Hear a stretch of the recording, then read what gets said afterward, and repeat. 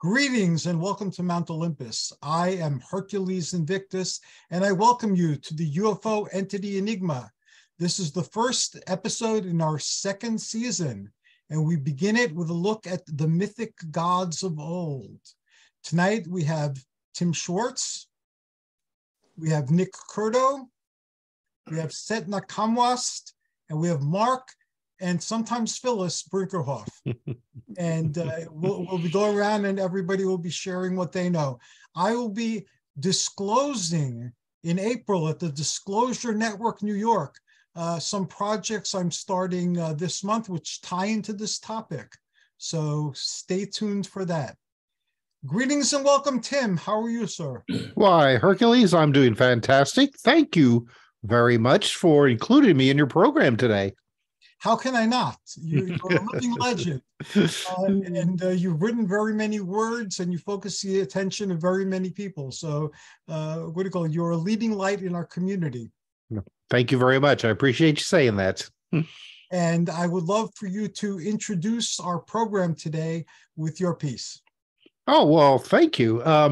Today, as you said, the subject is mystic gods. And so I'm going to take that, and I'm going to take that ball and I'm going to run with it a little bit, because a current project that I'm working on, along with Sean Castile and Hercules and others, we're looking at the phenomena of the others. And when I say the others, I mean beings that have interacted with humanities throughout history that look like us, but aren't us. And this goes right into the topic of the mystic gods, because you look really at any society and civilization and their deities, almost inevitably, they're going to be human looking. Now, some of them, say like the Egyptian gods, may have,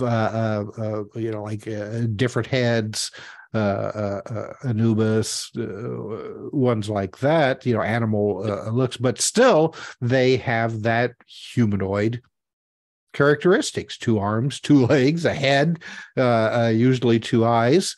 And so, I mean, throughout history, we have these others that some societies have said they actually live among us. The contactee movement of the 1950s, you had George Adamski and Howard Menger, who talked about the space brothers from Venus and Mars, and described them usually as being tall, long hair, blue eyes, good looking, very humanoid. And they always never failed to add, put that little dig in there, saying that over the years that these beings have infiltrated our society and are living amongst us. Your neighbors, could be these extraterrestrial beings. The people that you work with could be. And this has been a part of the others' motives throughout the centuries. And again, Hercules, I mean, you'll agree with this. I mean, you had the various Greek gods that would at times come down to earth for whatever reasons. Like Zeus. We knew what his reasons generally were, coming down to earth. Finding a fair maiden to canoodle with every now and then. But in order to do that, they would have to look human. They would have to act human.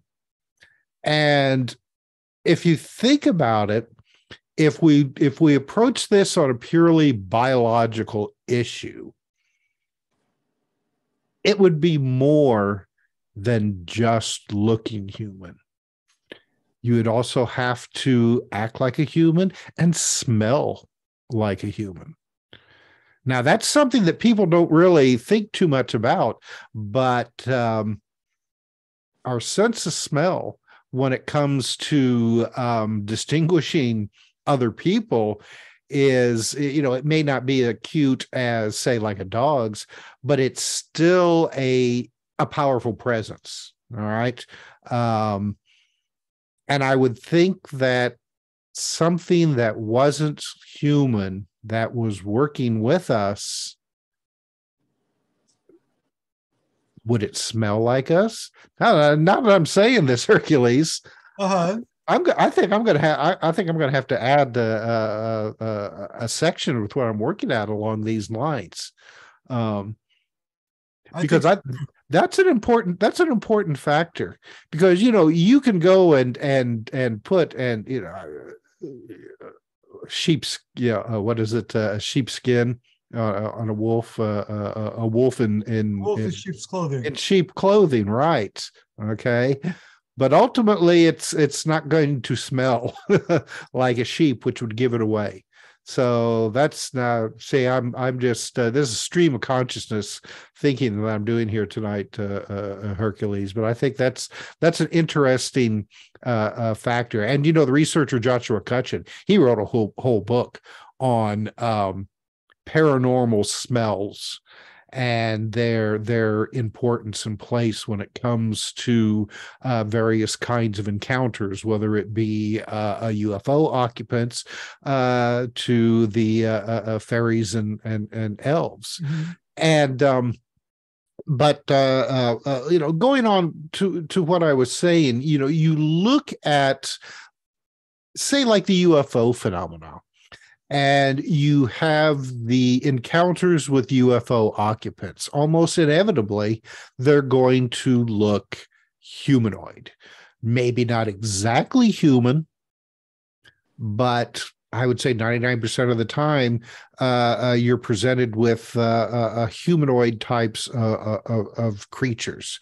Now, of course, and everything that I'm talking about this evening, I mean, we can speculate wildly and come to all kinds of conclusions, but we really, and it's the amazing thing. I mean, we've been dealing with these entities for probably as long as we have been on this planet, but we haven't quite figured out just exactly what we're dealing with. And and I think that's the important aspect of it, is that it's a very nebulous type of situation, because these encounters are not, you very, very rarely do you have anybody who has more than just a handful of encounters with these beings, and then they just disappear. Sorry, we were talking about cats earlier. Now there's one that's still in my office somehow.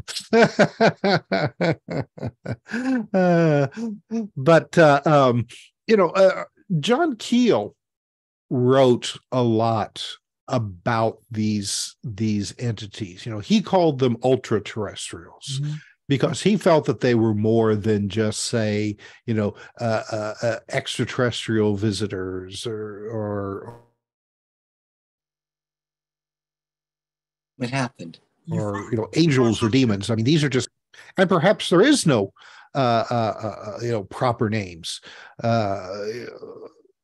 We've just used these as a way to make them somewhat more comfortable to us, because you think about it, dealing with something that could live among us unseen, that's kind of a frightening prospect, because in nature these kinds of mimics usually come in two forms. Either they are mimics in order to hide themselves from predators, or they're predators trying to hide themselves so they can get something to eat.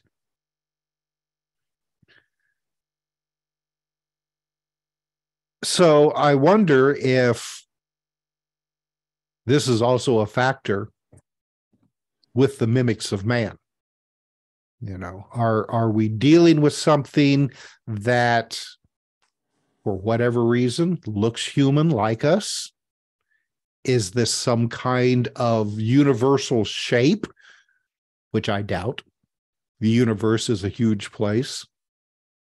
I was looking at pictures earlier today that was taken from the James Webb telescope that showed just a little teeny tiny section of the sky. I think they said that if you were to stand outside, that section of the sky that was photographed would be about the size of a postage stamp held at arm's length.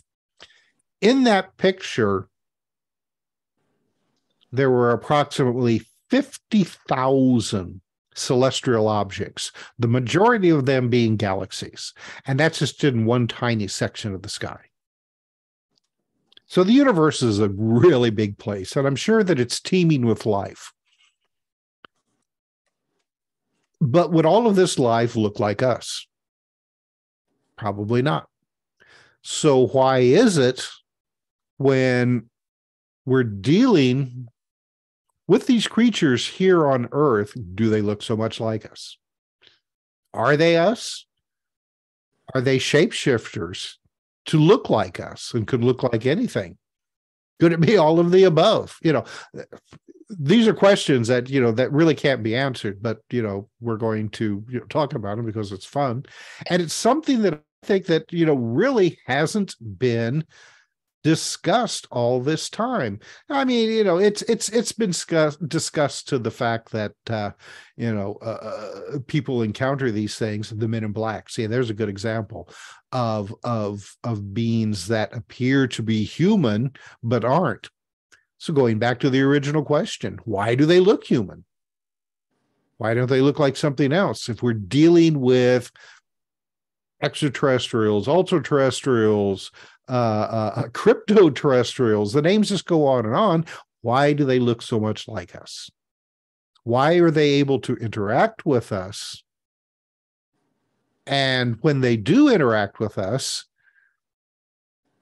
the majority of the times they're almost indistinguishable from us. So, that's really the big question, and something that I think everyone should keep in mind when they listen to the other guests on today's show. Speaking of John Keel, I was doing some research on some of his earlier writings, and at around the time that he was working in Point Pleasant, West Virginia, he was also working with a number of people on Long Island who he called silent contactees. Now, these contactees got Keel involved in it's amazing to read his accounts of what was going on with this time, because these beings that allegedly had been placed on Long Island as part of some kind of extraterrestrial a group here to work with people or work with their work with the planet, or work for their own purposes. They never made it clear. It was always just kind of like this huge unhinged game that was going on that involved these silent contactees and Keel. But Keel had speculated from just his own involvement with these beings that they weren't human, but they looked human. But he definitely felt that they weren't extraterrestrials either, that there was something else going on, but there was some kind of game going on with them that seemed to involve trying to draw in as many people as they could to become part of this paranormal dance, so to speak. Now, Paul Eno who has written a number of really excellent books and has some just fantastic ideas of what we may be dealing with.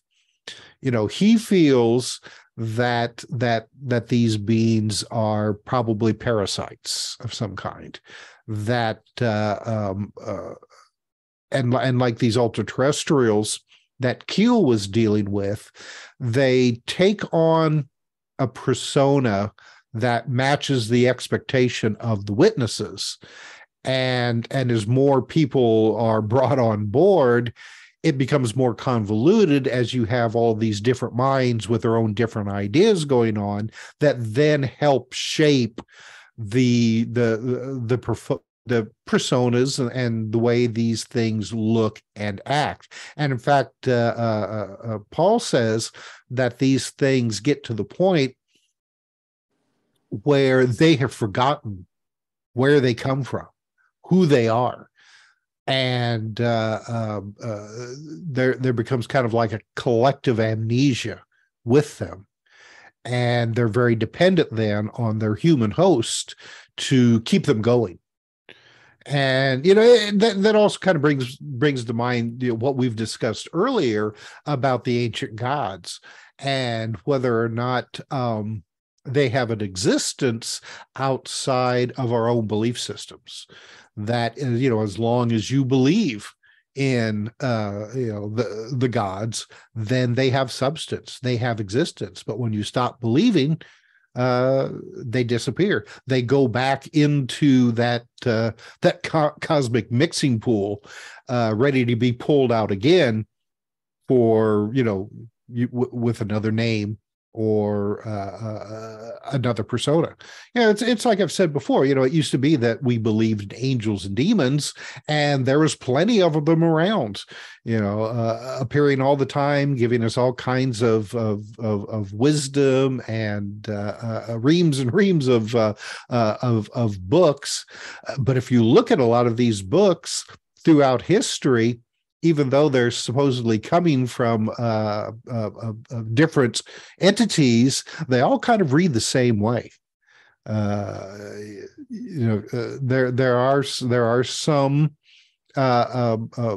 excellent examples of differences. The Urantha book, things like that. But I think that this is a mystery that we really need to try to get a better grasp on these entities and try to figure out how they interact with us, why they interact with us. And the big question is, why do they look so much like us? And with that, Hercules, I'm going to throw it back to you, and I'm looking forward to hear what our other guests have to say tonight.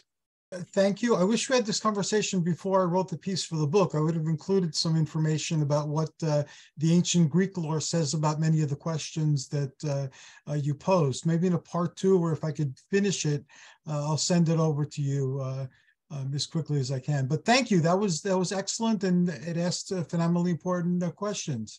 All right. Thank you, Hercules. And, if you need any addendums for your chapter, we've got time. Please, I would like to read that. Okay, awesome. I will play this over and over till I get all your questions, and I'll write a few sentences on them. All right. Thank you. Thank you. And now onwards to Nick Curto. Nick is the president and founder of Disclosure Network New York. And he also is the leader in very many ways of Urantia Book New York. And Nick is a very known personality in the paranormal community, and we're always very honored and very happy to have him on the show. Greetings and welcome, Nick. Thank you, Hercules, for that wonderful introduction. I am humbled with that. Always great to be with you, and of course, the guests on the program, always just amazing people that you always have to present to your program. So enjoy it. I love the topic. The topic, it has so many different dimensions to it, and different angles to it also. I'm going to get to a few of those. And I'm going to start with the subject of love and fear. Love and fear. Because we've all, I think we can safely say, have all felt love in our lives. and also fear. We've all had certain episodes where we've really felt terribly threatened, either our own personal selves or our loved ones and people around us, or even our country. So another part of that is, who are you going to worship?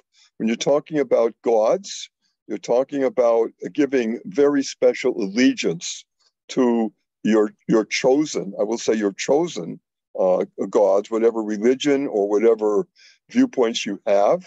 I know people who said, I am blah, blah religion because my parents are that.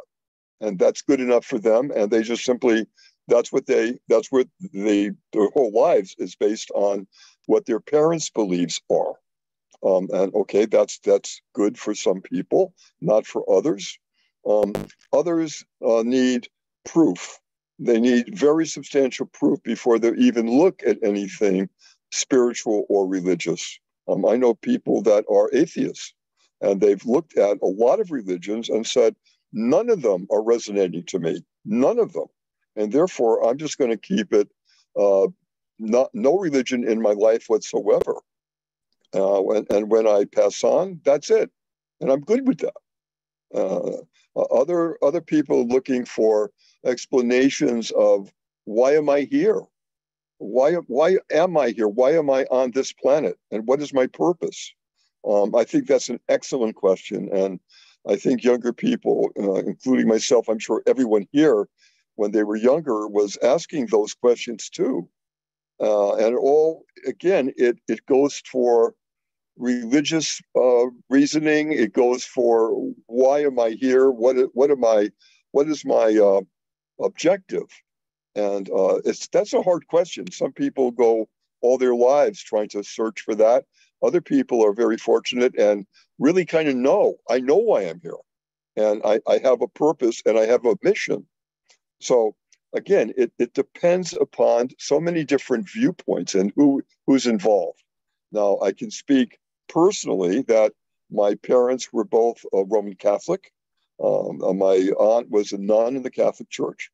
At one point, I wanted to become a priest. And I think around 16, 17, 18, I was really thinking seriously of doing that. And then other things took my interest. And I thought, no, that's a good profession, but no, I'm going to go into something else, that something more is resonating to me. Another part of this is choosing very, very carefully who you are giving that amazing power of worshiping them. Who and what are you giving that power? And what's in back of it? What really is in back of it? And you want to be as solid and substantial as you can be, because this is a very big decision. Now, it was brought up that extraterrestrials pretty much look like us. I don't believe that at all, as a matter of fact. I think that I've had one person experience where I was abducted. And during that process, it was a terrifying experience. And it was nothing humanoid about the beings that abducted me. They took away my free will for a couple of hours that I know of. My memory was erased about what had happened to me. And many, many years later, it suddenly flooded into me. It just simply, a switch went off, and I can't explain why or what did it, but all of a sudden, my memory came back about that horrible evening and what happened to me. And there was nothing humanoid about it at all. Going the other way, I was very much always impressed and touched by Jesus' words. When I was reading the Bible and other works, was reporting what he was saying, what he was teaching, what he was saying to his family, to his followers, what were his thoughts. I had this huge feeling of love and respect every single time, and it never wavered. It was like I found something very meaningful to my life. And do I want to model my life about the love and forgiveness that Jesus taught? Yes, I do. That was very important to my life. It still is, of course. So that put me on a path of trying to find out more about Jesus' teachings. So when I did that, I was the president of the Newman Club. You know, I've been in different classes and so forth with those kinds of teachings. And at one point, when I came to New York City, I wanted to further my education about other spiritual callings. And I ended up at one point going to the Unitarian Church. And in the Unitarian Church, they teach, rather they read every single Sunday, various works from very different sources because they feel as though they're important and they're true. They can go anywhere from the Bible to the Torah to E. Cummings. It goes everywhere. And 2 years into that, on a Sunday morning, 2 years after I'd been going every Sunday morning when I was in New York City, the minister said, and for our final reading, we're going to read from the Urantia book. And he's proceeded to read a few paragraphs. And I was absolutely transfixed. My thought was, is this the book that was next up for me to embrace? It was startling. It was stunning. I never have read or heard anything quite like it ever. It combined religious teachings. It combined science, math, philosophy, history, all in one 2,000-page book. It's not a little tiny book. It's 2,000 pages. Takes certainly a lot of time to read it. Worth every minute that you read such a book. And it has 4 parts. And the 4th part was the teachings of Jesus, the life and the teachings of Jesus. And that absolutely convinced me that I was on the right path as giving Jesus and God the Father, universal Father, as they refer to him, my total love and respect and devotion, because it's all about, that whole book is about love. I've never, ever experienced anything like that in my life. It wasn't about fear. Now, when I was growing up, and I was going to a Catholic church in Springfield, Massachusetts, the priest was always talking about fear of God. Fear, fear, fear. And that absolutely floored me. I said, that doesn't, even as a kid, that doesn't make any sense to me at all. I don't believe that, that God would want to be feared, but rather loved. And so that's, again, a big part of my personal belief system, is that when fear is introduced, look out, you're going to pay for it. You're a sinner. A lot of guilt going on. If that's going on in the system of belief system, I'm out of there, because I don't embrace that at all. But I do embrace love and forgiveness, and the fact that we are connected, not only us on this planet, with every race, every creed, every name it, we're all brothers and sisters. I totally believe that and live that. But also, the Urantia book says that we also have brothers and sisters on other planets and other galaxies. Do I believe that? Absolutely. I always did. And that they are very close to what we are, but also not at all close to what we look like or sound like, or our mentality, what our needs are. That's a huge step there. You also have to think about fear. If some being looks fearful, how do you judge that? To be safe? Do you? One thing I would say is you go with your gut instincts. A lot of times, gut instincts really make a difference when you're trying to decide what to do. And it can be just feeling. It could be this wave of trust, or this wave of go away. There's fear here. There's harm here.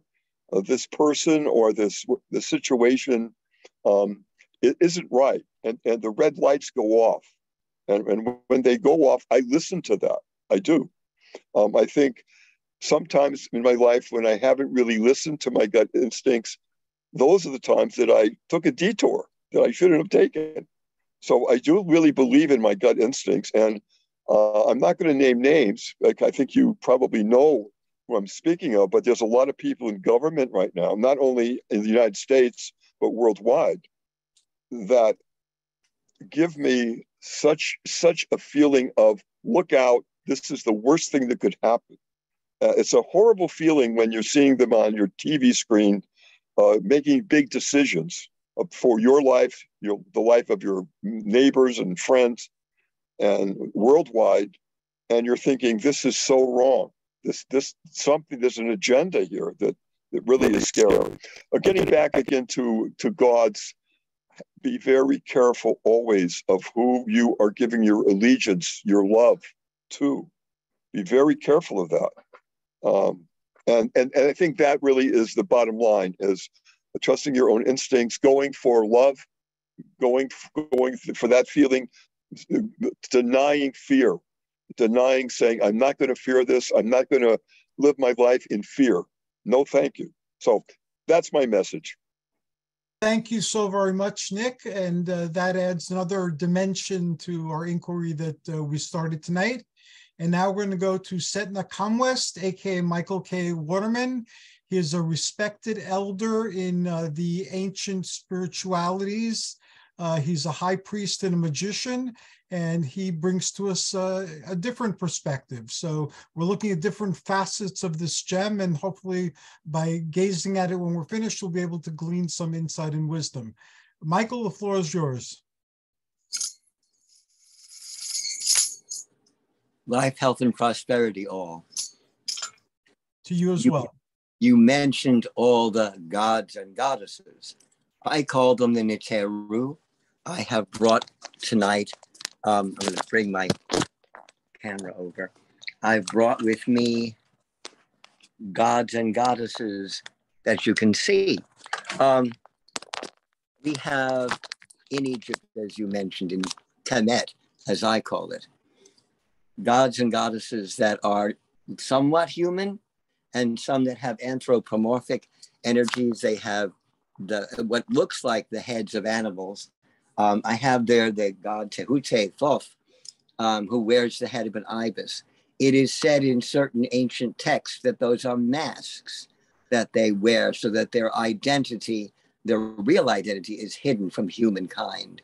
That has only recently been discovered as true. The other thing about the gods and goddesses of Egypt, this is Selket, who has been, much lauded over since King Tut was discovered. This statue is a replica of one of the King Tut statues. Selket wears on her head a scorpion rather than wearing a face of scorpion.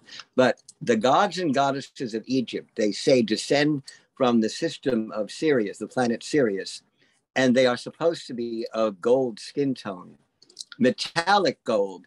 Now, I think that the original gods and goddesses, Neteru of Egypt, were space travelers. And I think that the gold costume, the gold energy, might have been protective gear when they came from where they are to where we are. I believe that they are higher spirits. I believe they have there's a whole mythology regarding Isis, for instance, and Ra, and that Ra was getting older and needed to change his powers. And Tehute Thoth taught Isis, the goddess Isis. I also have a King Tut Isis with me. His magic, his ritual, but she did something sneaky. They all talk about how wonderful Isis is. Isis had a little attitude when she was a young woman, a young goddess. Ra was drooling because he was quite old, and she took some of the drool and clay and made it into a cobra. And the cobra bit Ra on the ankle, and he went on and on, oh, I'm dying, blah, blah, blah, blah. Isis said to him, okay, I can heal you, but I need your secret name. In our world, that would be a password, wouldn't it? So, yeah, okay, that's his password. So Isis got his password and got his energy, which means she was access to his data. We're putting it in the ancient world into the modern world. So she became privy to all his energies. But one thing he did to her, by doing that, he encoded in her his DNA, his energy, And when she gave birth to her son Horus, he also has a falcon head like Ra does. He is the reincarnation. Ra-Heru, Ra-Hakati, is the reincarnation of Ra. He brought himself back to existence through the body of Isis. And that's kind of, people that read mythology overlook that. They don't see that. I want your name. I want your password. We're in a technological age now where we can kind of cut through all that stuff. And all the heads. She wears on her head something literal. This is the throne. Aset, Isis, means the throne. What they were saying was, Pharaoh, this is Ramses II. Pharaoh can only be Pharaoh as long as he has a queen. A male and female energy must happen. So they knew that they needed to have genetic cloning, genetic material between these two beings so the energy would be transformed and transferred to the future generations. I have something interesting. We've seen different pictures of aliens with large heads and such. The crown that Ramesses II is wearing is a war crown. It's been said it looks like a brain because it has all those little movements and circlets and what have you. And of course, being Egyptian, they have what's called an araya, the cobra on its head. So to Egyptianize it. But is this similar to what the aliens that came to Egypt looked like? A bigger head.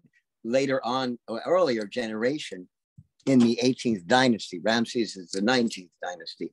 In the 18th dynasty, we have the pharaoh Akhenaten that has a very strange oblong head. It was theorized by certain people like John Anthony West in The Serpent in the Sky, which is a wonderful book, that Akhenaten was an alien. He's tall, he's thin, he has a strange head, he has a different body type than other humans. Was he an alien? Well, we'll never know. They've never really found all parts of him. They found a mummy, but it's all smashed up, and they don't know if that's actually him.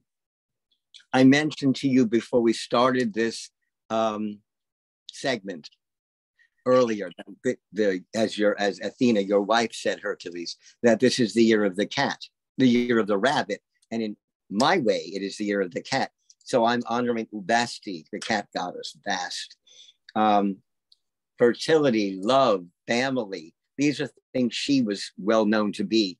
On May 7th, there is the sacred ritual, the beginning of the Feast of Bast, which runs from May 7th until the summer solstice, at which point they, and I will be doing a ritual on Long Island called Ra Rising. By the way, I wanted to mention to all of you who were talking about Long Island, I'm a native Long Islander. Yes, I live in Newark, New Jersey right now, but I grew up in Uniondale, and my grandparents owned a fishing station out in East Mauritius, and I lived in Ronkonkoma, in Huntington, and in Freeport. I know Long Island like the back of my Egyptian hand.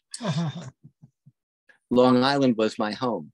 And I will tell you, there were very many sightings, especially over Southern State Parkway and way out into the Pine Barrens, Long Island's Pine Barrens. It's not just Jersey, Hercules, that were sightings of UFOs and things. And when I was, I'm going to say 5.5 years old, I looked out my brother's window and there was something in the sky that looked like a flying chandelier.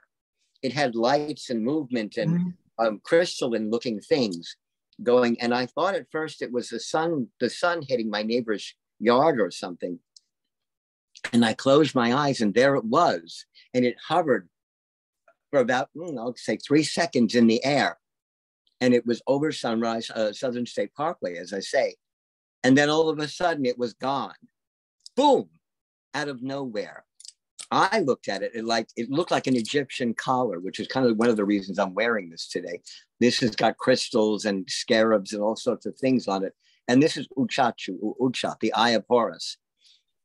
They believed that Thoth, when Horus was fighting his uncle Set because they had a fight over who owned the country. Set knocked out his nephew's eye. Well, Tehute, the god, the ibis god, took the eye, mixed it around, made it into an amulet, a very powerful thing. So it wasn't his real eye. I believe that it was something mechanical, something bionic, as it were, that he was able to use with lasers. I use very powerful cobalt crystals. And now you can see, Hercules, what it really looks like. This is an incredibly powerful healing aid. I have 4 of them on my altar. And this is like an eye, is it not? Yes, when I move my hands this way, I have a pupil in my hand. Okay. And I can use this, and I do use this in healing rituals. And many, including your family, many people have felt this energy when you were all sick. I sent that energy to you, and you told me, you and Athena both told me you felt it. Yeah, so I felt much better. My other kind of eye of Horus. Is this an alien energy that I'm able to tap into? Possibly. But the gods and goddesses, the Neteru of Egypt, are why I can do these things. I read and write hieroglyphs like you do English. I speak the ancient language in the only way that we know how. The modern Kemetic people have taken the language, obviously, from Aramaic and from Coptic, which is kind of a Greek, Latin, Egyptian, Arabic mishmash, I'll say. The last person in Egypt, last kind of real native person who spoke and read the language was Cleopatra VII. That was it, finished. When she died, everybody messed up hieroglyphs. If you look at the temples and the tombs and things later on, because the Romans killed hundreds of priests and priestesses. They were afraid of them. The Romans were very superstitious people, as you know. So they killed a lot of the priests of Amun and Isis and Osiris and Bast so that they couldn't use their energy against Rome. The funny part is, throughout all of Roman history until about 700 years ago, Isis and her worship rivaled that of Christianity. The goddess Isis, also the icons of Isis, I'm going to go get something.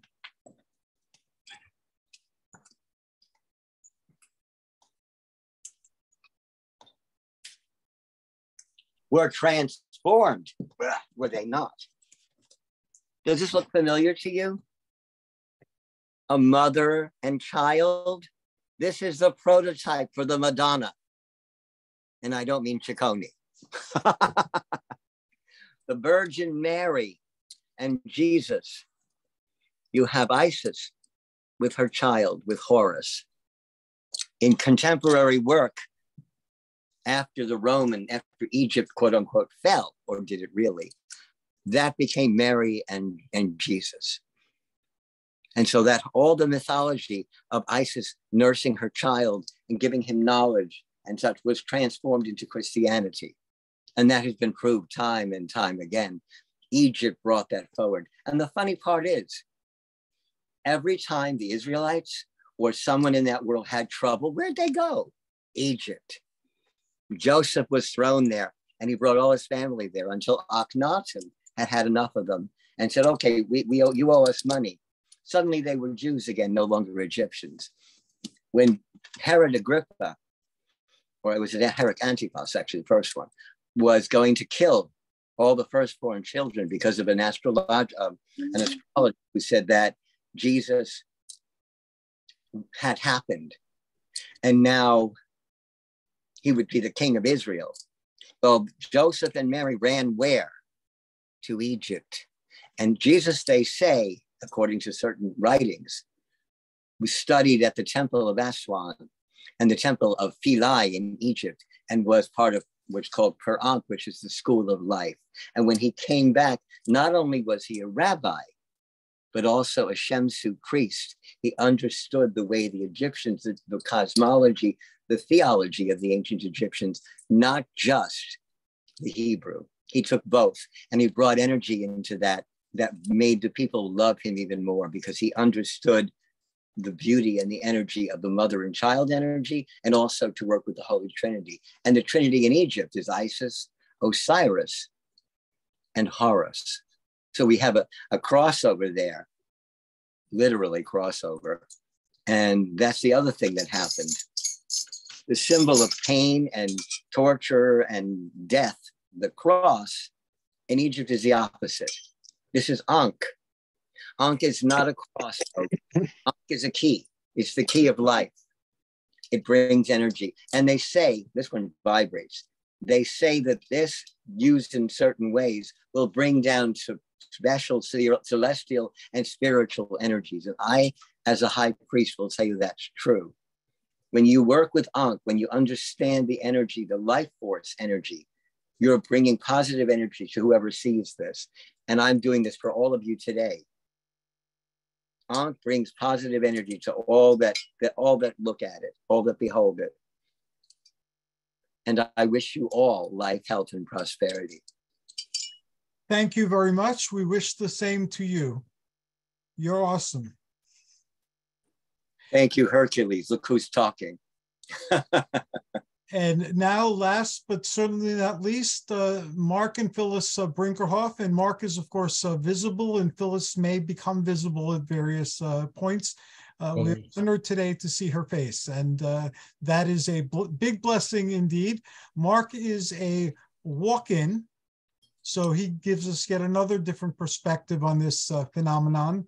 And he can speak with knowledge about the gods or the space brothers, or whatever you choose to call them, when they're not here among us. So without further ado, Marc Brinkerhoff. Hey, thank you, Hercules. Thanks for allowing me to be on your show today.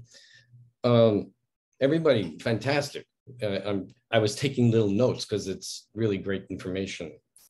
I have my own stuff that I carry from where I come from, and it doesn't exactly line up with everybody's, but it's okay, because Earth has always been, and still is, a training ground, and like a cosmic, I'm almost thinking, petri dish of all kinds of things happening, like Tim is mentioning, and about the different types of beings that come here. I've seen many, and I know some, and one looks like this, and one looks like this. And this is personal friends, and they're benevolent. This is the grays that people talk about. Not all grays are bad. This is a reptilian mix hybrid. Very nice, kind people. This is a cat-like person. And this is me when I'm out of body and you meet me in spaceships. This is just a shell we're all in. We're just cars driving around in a car, and our souls are inside them. So you switch them out and go back and forth on reincarnating cycles all throughout the omniverse and different universes and galaxies. I've never been here before to be born. This is my first time, but I visited this earth as a high Etherian. That means I came in to create a body and walk the earth in that form I had, and I still have on the high realms. This is Phyllis and I when we're in space. And this is one of my friends, Asteron, who brought in the message from space in 1977. I know these people personally. They're my friends and family. So part of my message when I came here was to talk about who they are, who the creator is as we know in all the galaxies that we know, and who Yehoshua on Earth is known as. In space, we know him as Sananda. And he looks like this when we meet him in the ships on the high realms, as a personal reflection to all of us as the creator coming to us to talk with us as a brother, as a friend. They're androgynous people, but when we meet, that's who I've met since I was a child before I came here, and also, was born, and who as a child going out of body and back and forth was meeting with Sananda. That means son of love. It doesn't matter what the name is, because it's just the name that creator is using. But he has always said his name is also Yahweh. But in space, we don't have religions, but we do have knowledge of who the Infinite One is. Sananda came to the planet Earth in a form people think and know about is Jesus or Yehoshua. He wasn't known as Jesus walking on planet Earth. He was known as Yehoshua. Remember, 100 years after he ascended, that's when they translated his name to Jesus from Greek. But it's just easy to say. But he's told me, don't worry about it. I'll come to any name you have for me. I have the power within it. It's okay. So we're calling him Yehoshua, Yeshua, Jesus, or Setna. He's coming. But now he's told me different things. But he really exists. He existed. He exists right now because he's alive and now always has been. And I've had many contacts, physical and dimensional, of extraterrestrials. Yes, they take on human form, some of them, like Tim was mentioning. They don't always look the way they're appearing to us. So yes, they're shapeshifters as well. Mm-hmm. But, you know, and like Hercules, we're all talking about all these things from the ancient past. We're talking ancients, the Titans. Those were extraterrestrials come to this planet 2 flips ago. About 1 million change years ago. We had dinosaurs walking around, and these beings were walking around too. You think dinosaurs are running from them? Have you seen those lakes that look like giant footprints in the north? When you look from the sky, they look like human footprints, and another one following sideways on the lakes. That's what Titans were. They were huge, like the mountains. And we see them lying around like mud fossils. You see them when they did surveys or took some of the stones that they found that had blood in them, actually, as they analyzed them. So we have lots of ancient things happening here, like giant trees that were once upon the earth and look like giant stumps out there in the west. Like I'm just going to cut from that because we have the ancients that we know as the Greek and Roman gods. Those beings were from space too. They were like 100 feet, 50 feet, different heights like that. Some of them were in smaller heights, 30 foot. And this is where our friends like that came from the space beings from Sirius, as well as from other systems past the Big Dipper. When I was a child, upstate New York, and the spaceship stopped overhead that I was asking to come, I asked them about Betty Hill's people. They said, yes, we know of them. And I said, what about that? Meaning the belt, right? The 3 stars in a row. And I said, what about that? Sirius and everybody. They said, well, there's good beings there and not so good. So they said, don't stare too long at that constellation and contemplate and anything like come to me. Sometimes the wrong ones are coming towards the people of Earth, like the negative ones. And there are negative ones in Sirius constellation and star systems past it. But again, not all are bad. There's always good and there's always negative. But there's mostly benevolent space people throughout the galaxies and the omniverse. The negative ones are more just like Earth people trying to get hold of something, resources, want to do this or test that, or science, test this or that. But you have to also talk about the levels. Well, we do have levels, like Phyllis is mentioning. We have many levels. We're writing a book on this because I was given permission to bring that information in because people are getting confused about this dimension, that dimension, and they're thinking they're walking into the 4th dimension, or we're flying into the 5th dimension, or we're moving into that dimension. But I asked people who teach this, I said, well, what does that mean to you? Are you taking your physical body to that 4th or 5th dimension? And they actually say, I think so. I said, are you planning to eat and sleep and have children on that dimension? And they go, I don't know. So they don't understand what's going on. On this physical plane, we're on the first plane here. You have physical bodies that work through life, death cycles. On the other levels we have within this first plane, dimensional plane, heavy duty plane, this is the testing ground plane. We call it like a boot camp, but it's okay. This is where the training is for the souls. In with all this plane is other levels. And in those levels are higher frequencies going higher and higher, but they're still physical people like us. We just don't see them walking by us. And they have to get permission to come into this dimensional plane to be seen or to talk to somebody to get some information. When I came to Earth as a higher Etherean, I came from the higher realm and that other levels. We had to come in and we were helping. I helped the Hopi. We came as crews to help. We had to get permission. Otherwise, we'd be overwhelmed by a bunch of people, invisible people, suddenly popping in and walking through our dimensional plane here, physical, and then popping out and going back again. So they have to get permission to come through. And people just don't know that. That's why you're not seeing it happen. So when the spaceships are flying overhead, that we see these spheres and these other flying saucer looking ships, they have permission to come in, to monitor like they're doing, and you might see them stop and just teleport away. And they're not coming from our physical dense level here. They're coming from a higher Ethereal level, which is a level within this plane.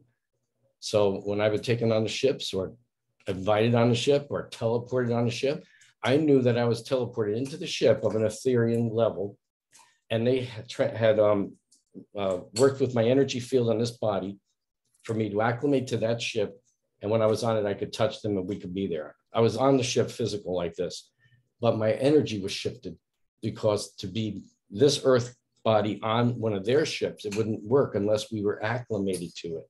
And that's why we teach keeping your vibration thoughts and everything high, on a high frequency of higher thought, white light, lots of gold.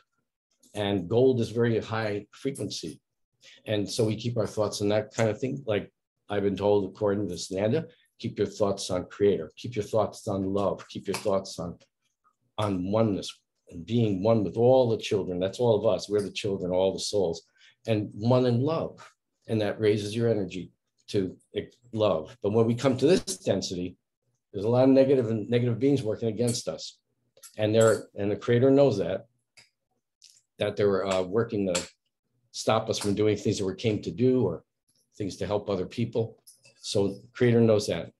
But we have to ask for forgiveness sometimes too when we're doing bad things on this planet, and people murder, do things. So we ask for forgiveness, that we call repenting, but it's asking for forgiveness, which is also creators. We've gotten this okay. It's repenting is like clearing your karma. It's like saying, I did all these things, I'm sorry, I don't want to do those anymore. And so you ask for forgiveness in that way. I wanted to touch on something Nick and we all talk about. Love is important, but praise is higher than anything, because when we praise the Infinite One, we're giving that love to the Infinite One, who's our Mother, Father, Creator. And with that love comes back an energy of love that overpowers everything. It's just love and bliss and euphoric energy.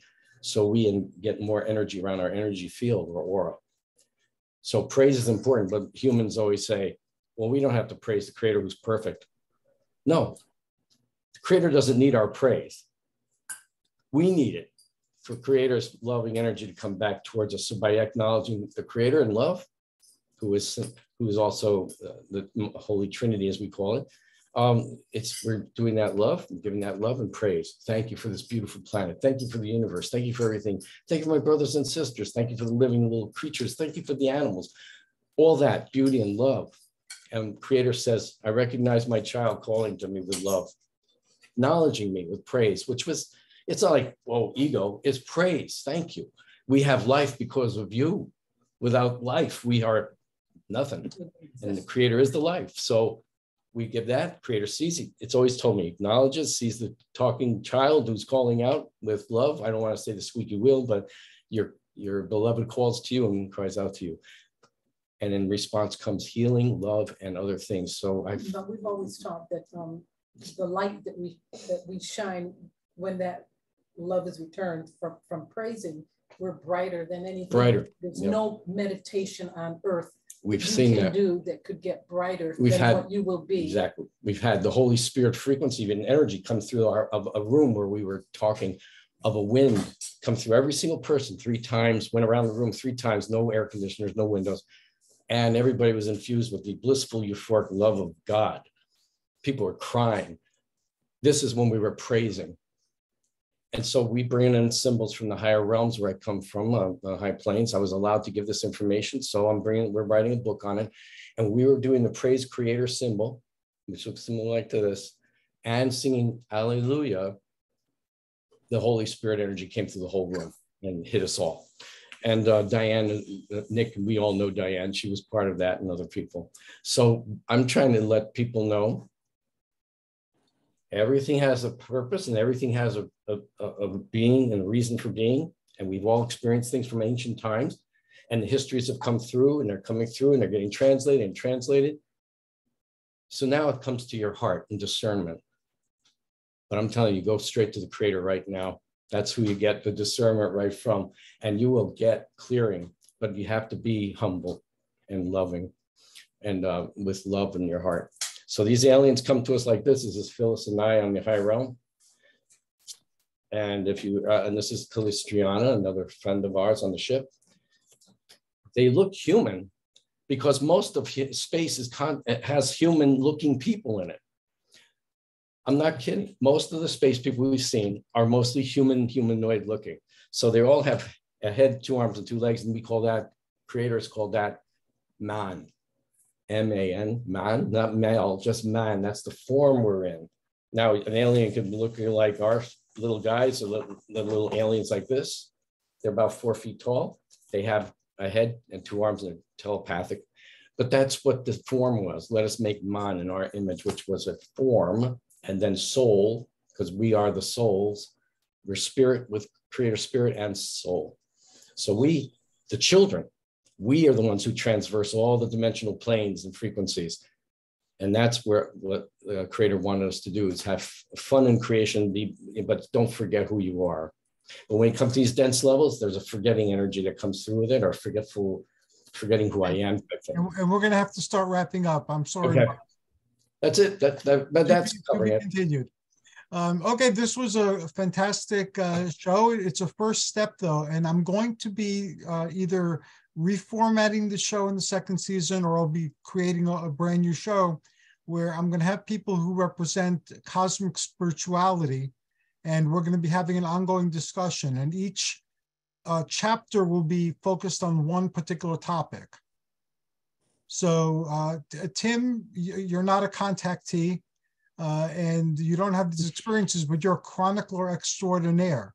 So if you would like to sit in on these conversations, you're more than welcome to. If you'd like to participate in these conversations, you're more than welcome to. I'll let you know as it evolves. The Unarius folks may sometimes be participating, or they'll be covering the topic on the show that they have on my channel, Unarian Revelations. And the Marc H people, unfortunately, aren't doing very much publicly. They continue to maintain their library, and they continue to put together the older material that's hard to find into new books or online. So they'll be part of this indirectly. I'll be contacting Phil and finding out where I could refer people to get their information. But I would like to invite Setna. I would like you very much to be part of this journey, because you, in addition to the more traditional ways of seeing the Neteru, you can also see them from an ancient alien perspective. I want to quickly add that the golden color in the Greek writings, the golden giants were from the time of Titans. And according to Herodotus, they remained here to help guide the evolution of humanity. There isn't a lot from antiquity, but if you read the Marc H material, they have oodles of information on the golden giants. So thank you for bringing that up. And also, I'm a Lemnian Greek. That's the land of the Argonauts and the Amazons. And supposedly, according to legend, the children of the Amazons and the Argonauts who ruled Lemnos, they were driven off a few generations after the Argo landed there, and they went down to Africa and intermixed with the Dogon tribe. So the Nomo and all the Sirius mythology that came with it came from Lemnos. They brought it with them. And near Lemnos in antiquity, there was thought to be a mer-person colony, or amphibious humans, right off the coast of the island. So that's essentially what the Nomo are in the Sirius literature and in the mythology of the Dogon. So that'll be continued at a later time. So I'd like to invite you. Are you willing to go on this adventure, my friend?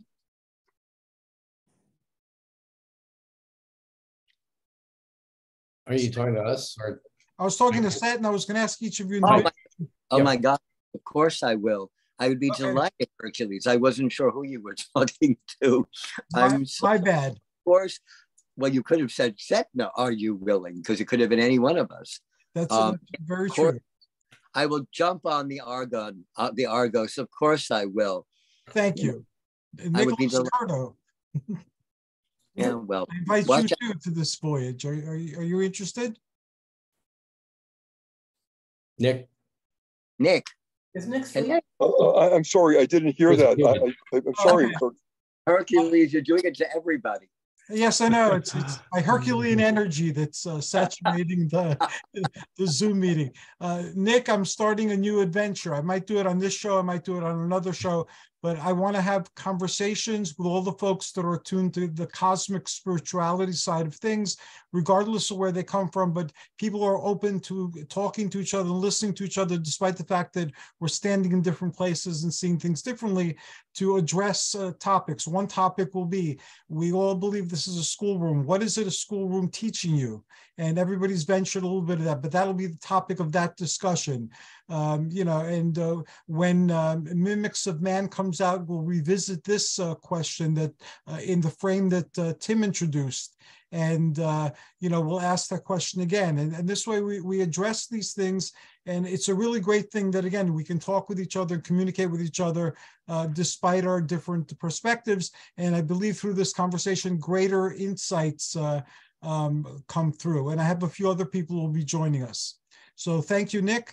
And Marc and Phyllis, you're always welcome to things I do. Are you guys interested in playing? Yes, of course, anytime. I see Phyllis's hand, so I guess that means yes for Phyllis.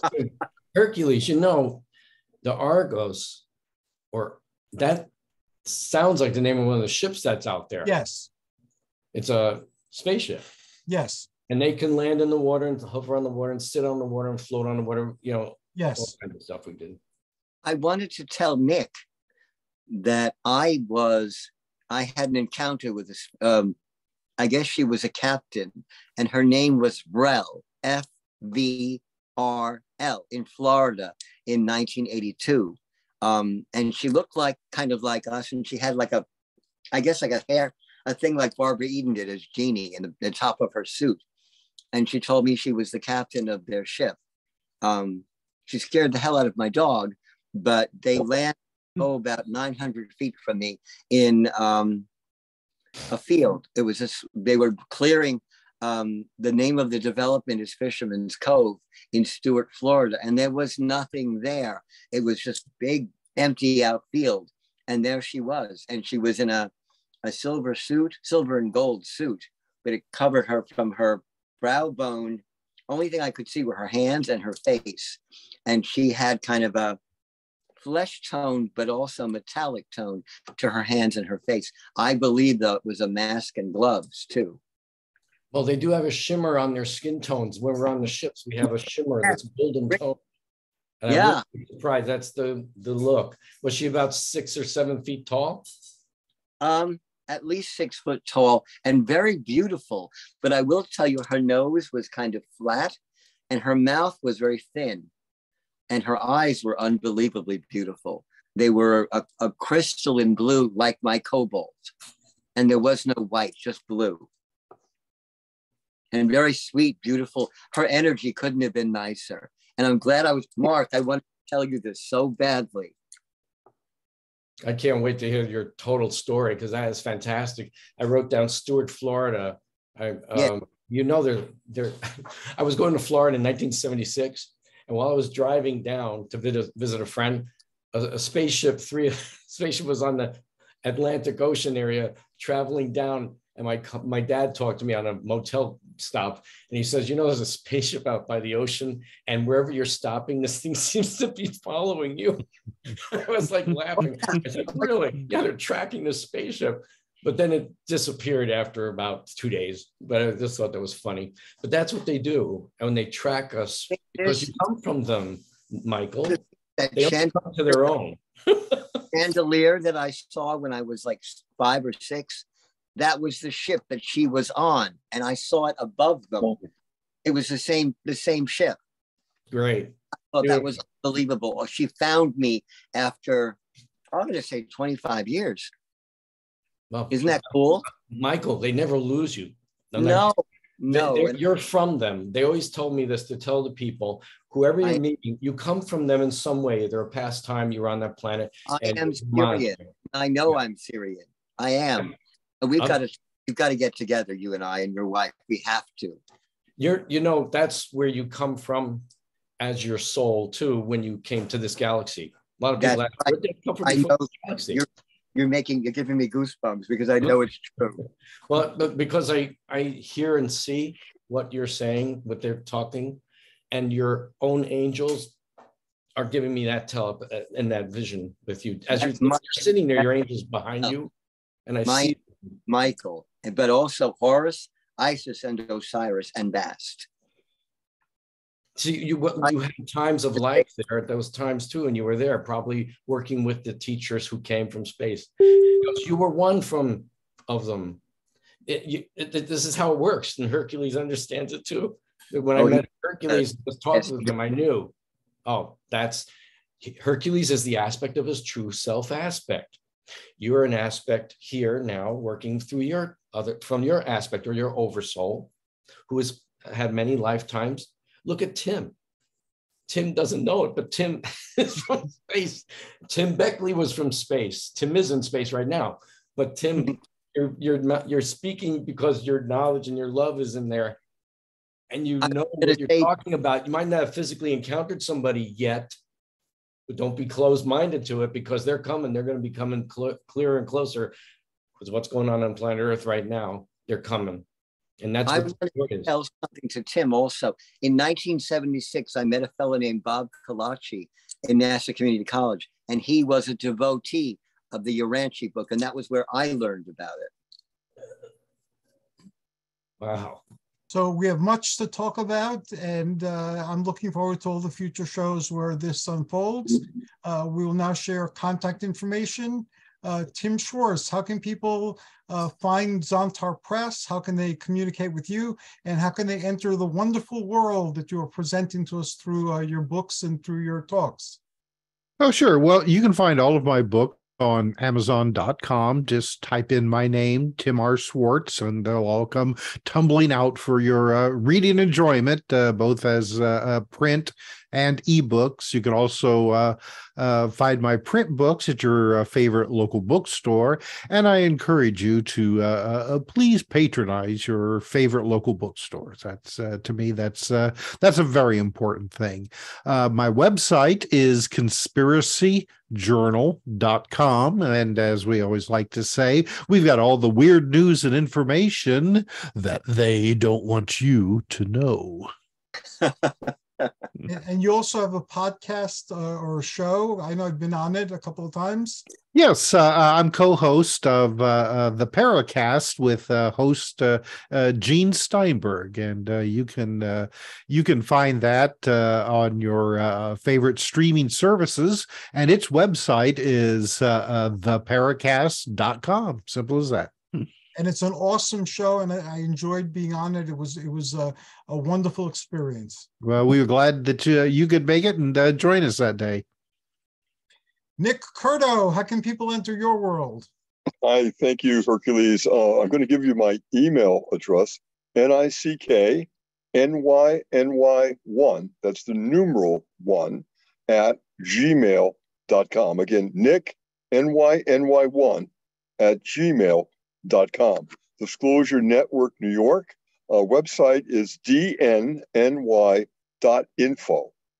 And that will give you what the meetings are going to be about in the months to come. We have a live meeting the first Sunday of every single month throughout the new year. And that is at 2:30 to 4 p.m. in the West Village. I can give you that, all the details of that. And for the members of Disclosure Network New York, we also have a Zoom meeting, which is the third Wednesday of each month. And that goes from 7:30 to 9 o'clock. And that also brings us together to talk about all the subjects that we're very interested in. So both of those are ways to communicate. Thank you so very much, sir. And I'm looking forward to speaking at Disclosure Network in April. That's going to be awesome. Can't wait. Thank you. Setna Khamuast, how can people enter your sacred space and learn more about all the great things that you're doing? Very simple. Go on to Facebook, to Michael K. Waterman at facebook.com. You can also get me on Phone a Wizard on Facebook. Or you can get me at mkwaterman at iCloud.com. That's not iClown, that's iCloud.com. I always do everything with humor. You can reach me on my phone if you want to, 516-650-3691. I know I'm in Newark again, and I'm going to say it. I could not give up my Long Island phone number. I'm not going to do that. I'm a born, died in the wolf 516. That's not good. So those are the ways you can reach me. Thank you so very much, sir. And Marc and Phyllis, how can people enter your world? Hi, guys. Well, my email, like Nick, Marc, M-A-R-C _ Brinkerhoff, BRINKERHOFF @yahoo.com. We're at intergalacticmission.com, etuniversalzone.com, and marcbrinkerhoff.com is my art site. And we are on Facebook, and we have YouTubes, and I can't think of anything else. Phyllis? That's pretty good. That's it. That's pretty much it. Wait a moment. You can reach us there at the same email. Here's the other email. I'm sorry, guys. Marc, M-A-R-C, Brinkerhoff, BRINKERHOFF @yahoo.com. You'll find that email on my website. On all of them, yeah. Yep. And you have you're an artist, and you also have several books that you're currently working on. You know, if it wasn't for you to remind me of my own self, I wouldn't be here. Yes, we have books. We're working on Not done yet. 3 or 4 now, but we're working on one coming off of the symbols mostly, and then the Nature Kingdom. I have a bunch of nature spirits. I can't wait, and they're running around all the time. Plus, I'm an artist.